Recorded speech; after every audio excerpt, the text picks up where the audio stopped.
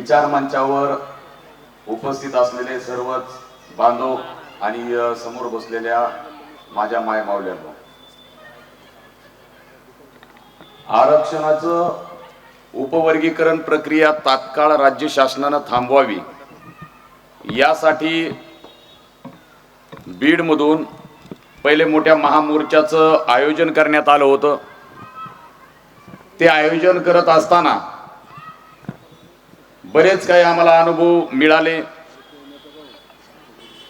त्यानंतर आम्ही निर्णय घेतला की आता आपल्याला फक्त बीड जिल्ह्यापुरतं मर्यादित राहायचं नाही, कारण आम्ही वाट पाहत होतो की अनुसूचित जातीचं जे उपवर्गीकरण होतंय, जे अबकडं होतंय, डॉक्टर बाबासाहेब आंबेडकरांच्या विचाराचं या ठिकाणी एकतेच्या तत्वज्ञानाचं अबकडं होतंय, त्याचे तुकडे होत आहेत आणि महाराष्ट्रामध्ये स्वतःला मोठे नेते समजणारे शांत बसलेले आहेत। या गोष्टीचं आम्हाला सुरुवातीला वाईट वाटलं आणि मग बीडमधून महामोर्चा काढला।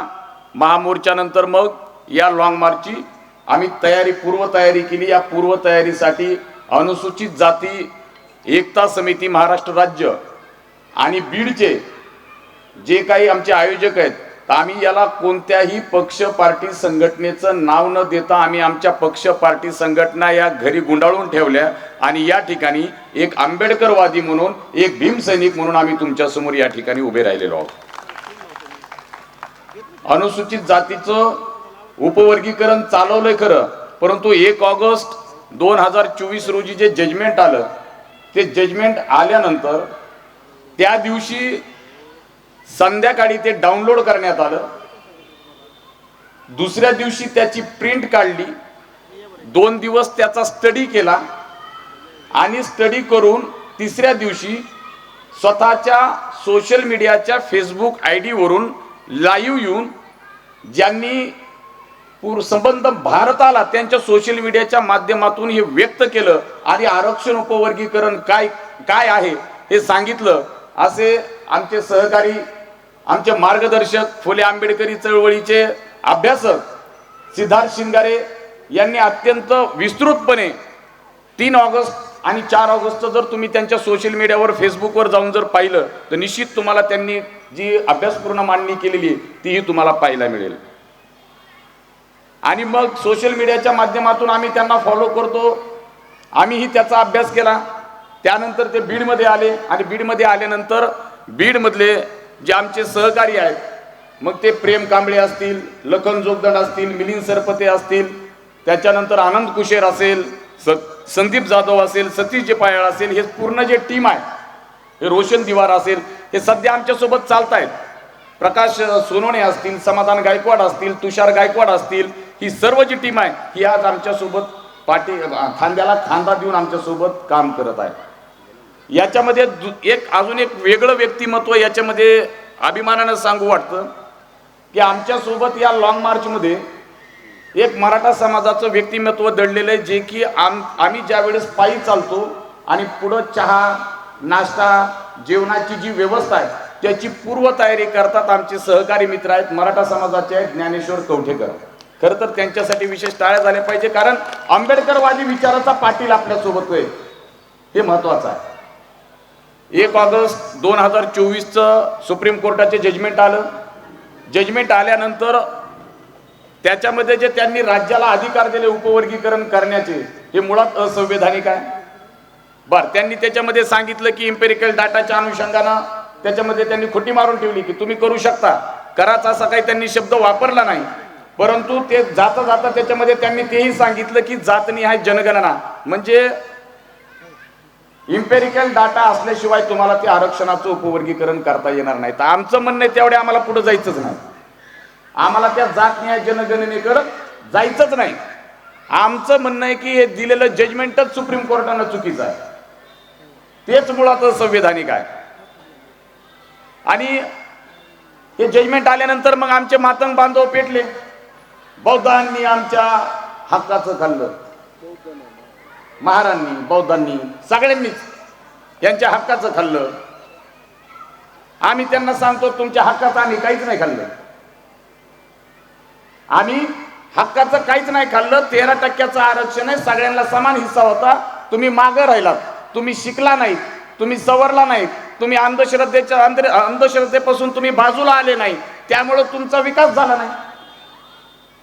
आता आरक्षण जर तुम्ही रमाई घरकुल आवास योजना आरक्षणाचा भाग आहे का? नाही. मिनी ट्रॅक्टर योजना आहे समाज कल्याणची, ती आहे का? त्याचा भाग नाही.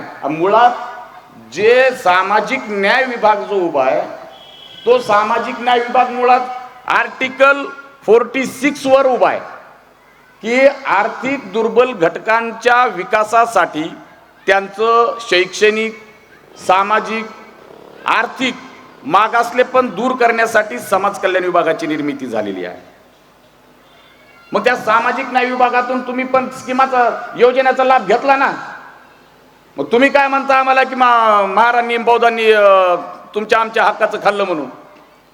आम्ही आता काल बीडमध्ये जो मोर्चा झाला, महामोर्चा झाला त्यांचा, त्याच्यामध्ये त्यांनी त्यांची अशी मांडणी होती की बौद्धांना सगळं आमचं खाल्लं, आम्हाला काही भेटूच दिलं नाही.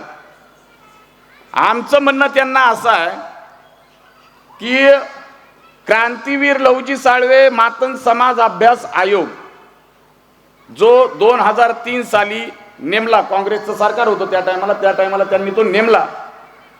आणि तो नेमला यासाठी की मातंग समाजाची जी अवस्था आहे, जे मागासलेपण आहे, ते कशामुळे आहे, काय आहे, याची परिपूर्ण माहिती घेण्यासाठी त्यांनी तो अभ्यास आयोग नेमला. 5 वर्ष वाड्या, वस्त्या, तांडे, शहर, ग्रामीण भाग यामध्ये जाऊन त्यांनी तो अभ्यास केला. आणि 5 वर्षानंतर म्हणजे 2008ला तो अहवाल सादर केला. आता गंमत अशी आहे, तो अहवाल सादर करताना अध्यक्षानं वेगळा केला आणि उपाध्यक्षानं वेगळा केला. आता तो सादर केला, पण अध्यक्षाचे आणि उपाध्यक्षाचे भांडणं असल्यामुळे अध्यक्षाने एका अहवालावर सही केली नाही आणि उपाध्यक्षाने केली ना. आजच्या घडीला सुद्धा तुम्हाला उपाध्यक्षाच्या सहीचाच जो अहवाल आहे तो आजच्या स्थितीला मिळेल. त्याच्यामध्ये मातंग समाजाच्या सामाजिक, शैक्षणिक आणि आर्थिक उन्नतीसाठी 82 शिफारशी करण्यात आल्या होत्या. त्या 82 पैकी 14 या अमान्य केल्या. पण अमान्य तत्वतः अमान्य केव्हा केल्या? 2011ला शासन निर्णय काढून. आणि हे सगळं शासन निर्णय आहे, सगळं उघड आहे. शासन निर्णयामध्ये त्यांनी सांगितलं की आम्ही या ज्या काही तुमच्या 12-14 ज्या काही मागण्या आहेत या आम्ही मान्य करत नाहीत, परंतु बाकीच्या ज्या 68 आहेत त्या 68 आम्ही तत्वतः मान्य करतो. मग त्या 14 कोणत्या होत्या? तर 14 ज्या मागण्या होत्या त्यांचं असं म्हणणं होतं, मातंग समाजाचं असं म्हणणं होतं की आम्हाला ग्रामीण भागामध्ये खूप मारतात, आम्हाला आमच्या अंगावर लोक धावून येतात, त्याच्यामुळं आम्हाला शस्त्र परवाना द्यावा, बंदुकीचा परवाना द्यावा. पण या भारतीय संविधानामध्ये ते बसत नाही. त्याच्यामुळं अशा 14 ज्या मागण्या होत्या, ज्या शिफारशी होत्या त्या अमान्य केल्या.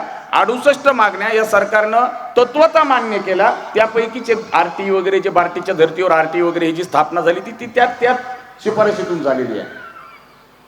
मग आता त्या 68 पैकी काही म्हणजे इथं शेअर करण्यासारखे आहेत.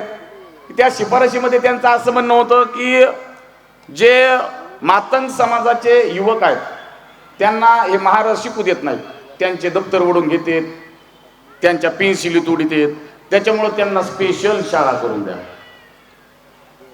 स्पेशल शाळा, स्पेशल वसतिगृह फक्त मातंग समाजाच्या पोरांना.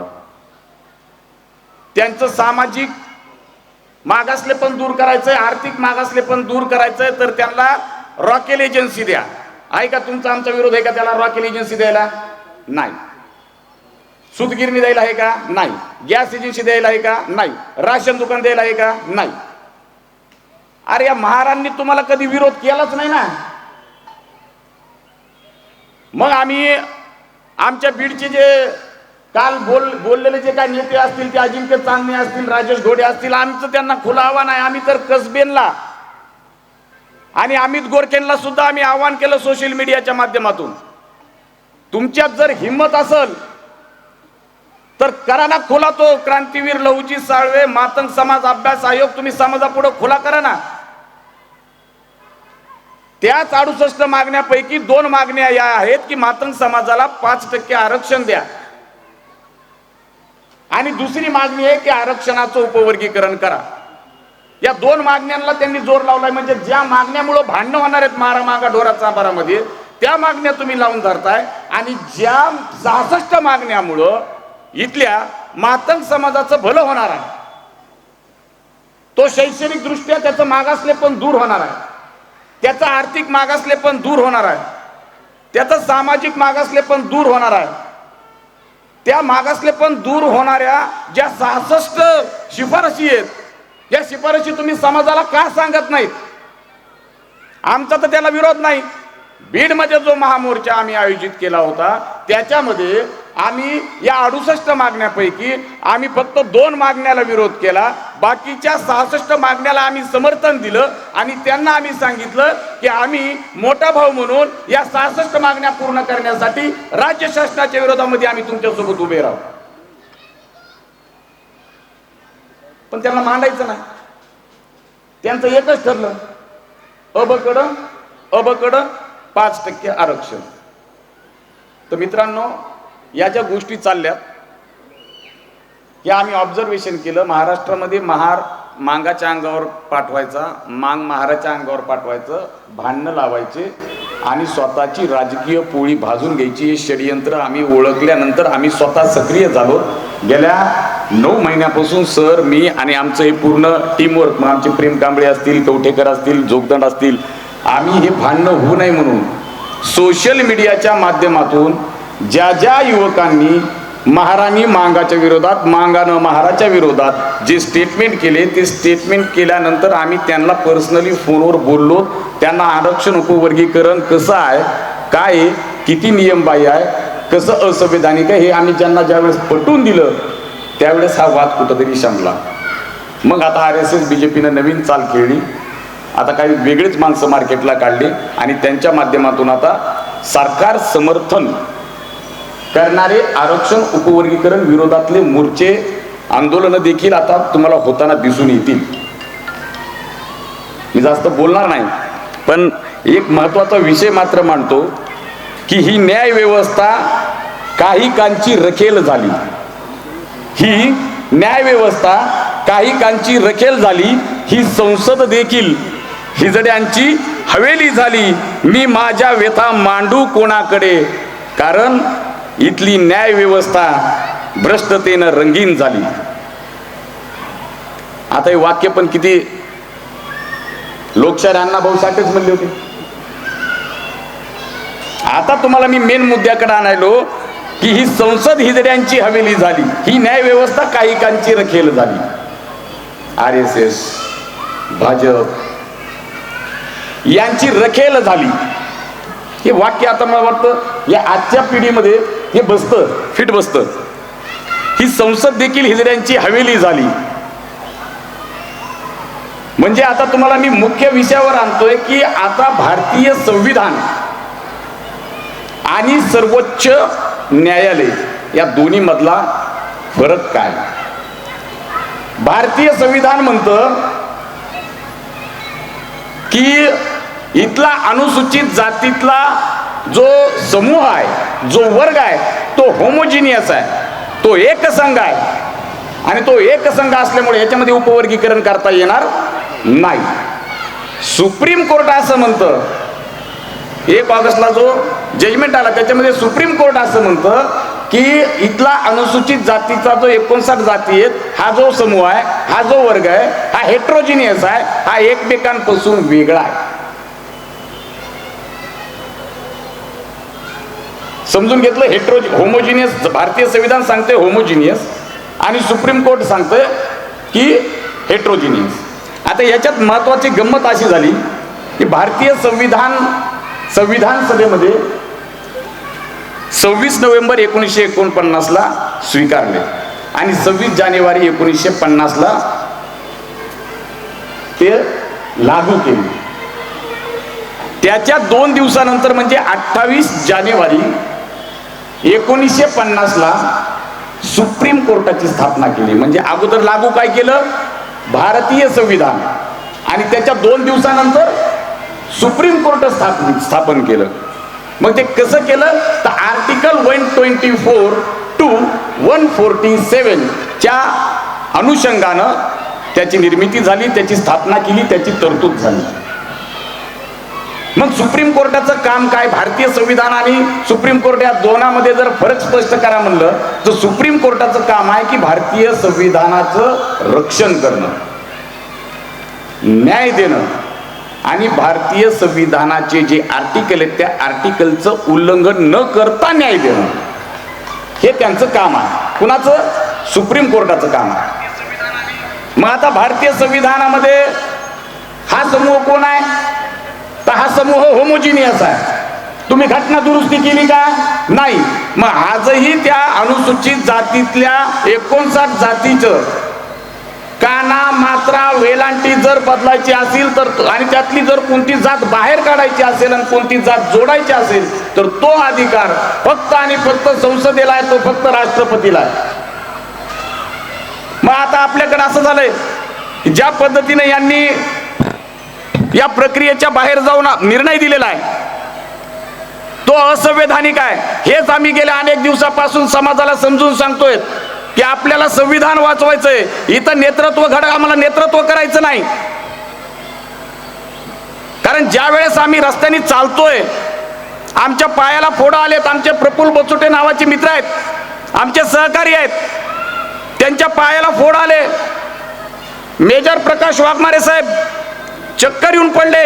एक दिवस थांबले. आम्ही त्यांना म्हणलं, सर तुम्ही आता चालू नका, वयस्कर आहात, आमच्यासाठी आदरणीय आहात, आमच्यासाठी प्रेरणास्थान आहात, तुम्ही आता घरी जा. पण अंगातला मेजर, महार रेजिमेंट मधला फौजी कधीच स्वतःला घरी बसू देत नाही. ते आमच्यासोबत फिरतायत. आमचे किशोर उपदेशी असतील, सतीश पायाळ असेल, हे सुद्धा त्या उमेदीनं आमच्या सोबत चालत आहेत. मग हे चालत असताना बीड मधून आम्ही 700-800 जण निघालो. काहींचं प्रमाण चालण्यामुळे कमी होत आलं. आता आम्ही 60 ते 70 जण आम्ही चालत आहोत. आम्ही चालत असताना मित्रांनो एक गोष्ट लक्षात घ्या की सरकार आज आपला 8वा दिवस असताना देखील आपल्याकडे प्रामुख्यानं पाहत नाही. याच्यामध्ये जे आपण जे म्हणलो की न्यायपालिकात लोकशाहीचा 4था आधारस्तंभ आपल्याकडे प्रिंट मीडिया, इलेक्ट्रॉनिक मीडिया देखील आहे. परंतु तोही काय झालाय, त्यांची रखेल झालाय. तो दुसऱ्याचं जर असलं कोणाचं मोठं इश्यू तर तिथं जाऊन करेल, पण जर आंबेडकरी चळवळीतल्या कार्यकर्त्यांना जर आंदोलन केलं तर त्याला प्रसिद्धी देत नाही ते. म्हणून आमची प्रबुद्ध मीडिया चॅनल आहे. या चॅनलच्या माध्यमातून आम्ही सगळे कार्यक्रम ऑर्गनाईज करतो. आम्ही सर्व समाजाला दाखवायचा प्रयत्न करतो. परंतु इलेक्ट्रॉनिक मीडियाची सुद्धा जबाबदारी आहे की तुम्हीही लोकशाहीचा 4था आधारस्तंभ आहे. आंदोलन कुठपर्यंत आलंय, कसं आलंय, त्याची तीव्रता काय आहे, काय नाही, तिथं कुणाला काय अडचण आहे का, हे पाहणं सुद्धा त्यांचं काम आहे. परंतु पैसा फेकून तमाशा देखो अशी अवस्था त्यांची आहे. म्हणून त्यांनाही रखेलची उपमा दिलेली कधीही बेटर राहील, ह्या मताचा मी आहे. शेवटाकडे जातोय. आपल्याकडे बघा नेत्यांची अवस्था अशी झाली, मी नाव कुणाचं स्पेसिफिकली घेणार नाही, परंतु आपल्या नेत्यांची अशी अवस्था झाली की काही नेते आपले असं म्हणतायत की आरक्षणाचं उपवर्गीकरण झालं पाहिजे, कारण मातंग समाज हा मागासलेला आहे आणि ते उपवर्गीकरण होणं गरजेचं आहे, असं त्यांचं म्हणणं आहे. नंबर 1. नंबर 2चं म्हणणं आहे की लोकसंख्येच्या आधारावर झालं पाहिजे, असं काहींचं म्हणणं आहे. तिसरं असं आहे की काही जणांचं म्हणणं येतं की बदर समितीचा अहवाल जाहीर होऊ द्या, तो बदर समितीचा अहवाल जाहीर झाल्यानंतर आरक्षणाचं उपवर्गीकरण तुम्ही करू शकता. आणि चौथं असं म्हणणं आहे की जातनिहाय जनगणना झाल्याशिवाय आरक्षणाचं उपवर्गीकरण करू नये. मुळात आपली अवस्था अशी झाली, मी ते काही ओळी मी लिहून घेतल्यात, कारण काय होतं बोलताना आपण हँग होऊ नये, त्याच्यामुळे मी ओळी लिहून घेतल्यात की राजकारणाचा छंद आहे पण काम भीमाचे बंद आहे. बसला बा भीमाच्या गादीवर तो विचाराने अंध आहे, कारण त्याला दिसनाच झालं की या ठिकाणी भारतीय संविधानाचं व्हायलेशन व्हायला लागले, त्याच्या आर्टिकलचं व्हायलेशन व्हायला लागले. आणि मी काय करतोय उपवर्गीकरण झालं पाहिजे असं मी म्हणतोय. त्याच्यामुळं या ज्या सगळ्या प्रक्रिया आहेत या प्रक्रियेमधून आपल्याला जायचंय. आजचा आमचा 8वा दिवस आहे. प्रमुख वक्ते सुद्धा तुम्हाला माझ्यापेक्षा आणखीन विस्तृत सांगणार आहेत. त्यामुळं इथंच थांबतो. जय भीम, प्रबुद्ध भारत.